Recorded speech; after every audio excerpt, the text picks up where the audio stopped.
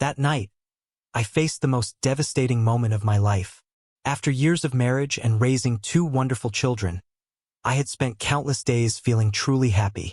I came home early that day, expecting nothing out of the ordinary, but when I stepped into our bedroom and saw the determined look on her face, I was left speechless. Was this just a casual trip? Or was it the kind of betrayal that would shatter everything I believed in? Before I share my story, are you prepared to hear the truth? If you don't want to make the same mistakes, subscribe to my channel for real-life lessons from true stories we reveal daily. Don't forget to share your thoughts about this shocking revelation in the comments and show your support by liking the video after subscribing. Now, let's dive into what really happened. My name is Bill Miller, and at the time of this life-altering moment, my wife Lori and I had just marked our 20th wedding anniversary. We met in college and tied the knot right after graduation. Together, we have two incredible daughters, Kelly and Erin. Kelly had just begun her journey at university, while Erin was only 6 weeks away from finishing high school. We had sent Kelly to the state university, and Erin was considering following in her footsteps. Just like most siblings, they had their differences, but Kelly's departure left a noticeable void in our home. I work as a partner at a major accounting firm, while Lori is a director at a building materials company. Though she originally studied English in college, her career took a different direction. Financially, we were comfortable. We owned a beautiful home, drove a new car, and lived a stable life. But despite all of this, Kelly going off to college had affected Lori deeply. Lately, I had noticed a change in her. She seemed distant, withdrawn, but I never questioned it too much. That Friday, I decided to leave work early. Erin was away on a school trip for the weekend, which meant it was just Lori and me at home. I saw this as a perfect chance to reconnect, maybe rekindle the spark in our marriage with a romantic dinner. Perhaps, deep down, I sensed something was off, but instead of confronting it, I convinced myself that strengthening our bond was the answer. As I pulled into the driveway, I noticed Lori's car was already parked in the garage. She had left work early as well. I stepped inside and walked toward our bedroom. "Honey, I'm home," I called out. "I'm here," she replied. When I entered the room, I found her sitting at the vanity, carefully applying makeup. She was wearing the black dress I had gifted her last Christmas, paired with the elegant pearl necklace I had given her years ago. But what truly caught my eye was the open suitcase beside her, half filled with clothes. My stomach dropped. She wasn't getting ready for the romantic evening I had envisioned. The realization hit me like a sledgehammer. "Are we going somewhere?" I asked hesitantly. "You didn't mention any plans, but I can pack quickly if we're going on a trip." "Where are we headed?" The excitement in my voice vanished the moment I heard her response.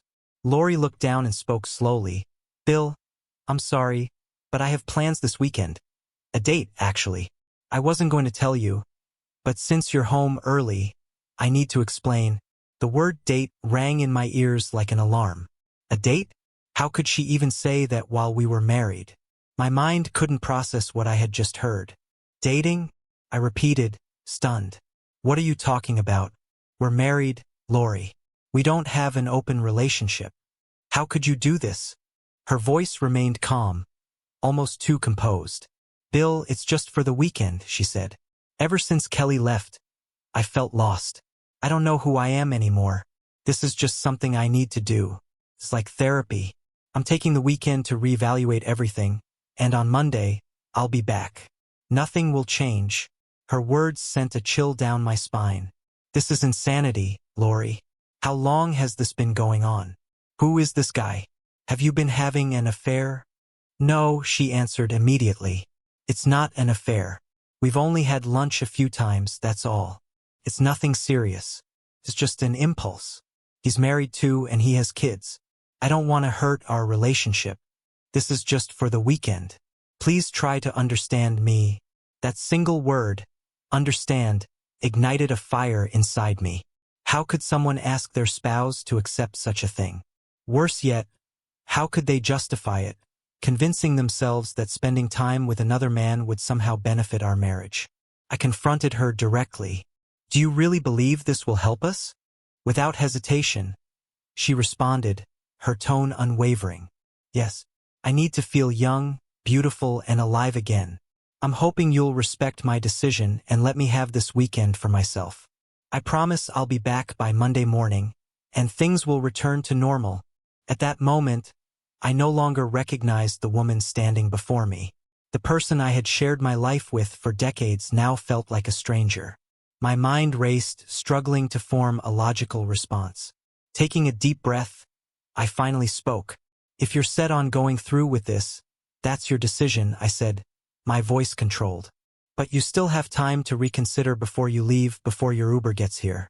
You can change your mind. I just ask that you keep your phone on for safety reasons, that's all." She paused, seemingly contemplating my words, then gave a small nod. "All right, but you have to promise me you won't follow me or try to interfere." I agreed, though inside I was seething. This betrayal wasn't just a fleeting mistake. It was a choice, and it would change everything. As Lori continued packing, I sat silently, torn between stopping her and maintaining my dignity. When the Uber finally arrived, she grabbed her suitcase and left without looking back. The moment she disappeared from sight, I reached for my phone. This was the beginning of something new. A name surfaced in my mind, someone who had once held a special place in my heart, but whom I had never pursued because of my commitment to Lori. Sarah. It was time. I dialed her number, my hands slightly shaking. "Sarah, it's Bill." A familiar warmth filled her voice. "Bill, wow, it's been a long time. I was wondering how you were doing." I got straight to the point. I told her everything. Lori's decision, her betrayal, and the fact that our marriage had just crumbled in a single weekend. There was a brief silence on the other end before Sarah spoke softly. "Bill, what do you need from me?" I exhaled, steadying myself. "I told you before, if my marriage ever fell apart, I'd call you, and here I am. I don't want to be alone tonight. I just need to talk." Without hesitation, Sarah agreed. That night, I went to her home, where she greeted me at the door with a gentle smile. Her presence, her kindness, it was like a balm to my wounded soul. We sat for hours, talking about everything. Lori's betrayal, my emotions, and the connection we had always shared but never acted on. As the night deepened, I realized something. I hadn't just come to Sarah for comfort. I wanted more. I wanted her in my life. The weekend that followed changed everything. I wasn't just physically present with Sarah. I was emotionally immersed in her warmth, her understanding, her love. For the first time in years, I felt whole. It was then that I understood.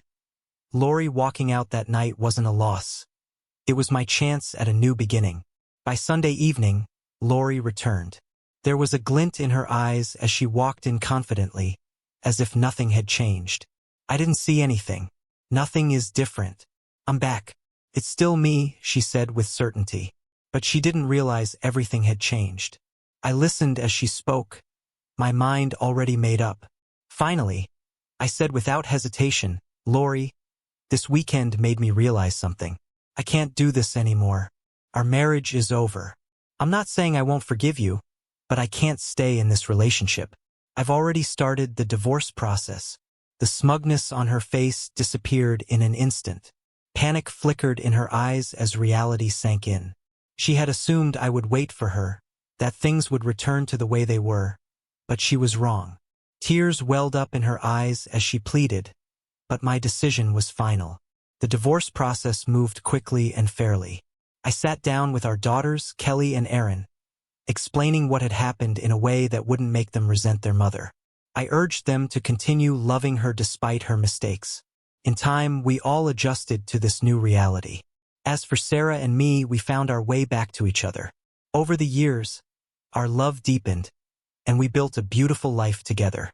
Eventually, we married and started our own family, raising 2 wonderful children alongside Sarah's son, Jacob. Looking back, I see that weekend as a turning point. Sometimes the deepest betrayals don't just break you, they set you free. Lori's selfish decision cost her everything, but in losing her, I found something far greater: true love.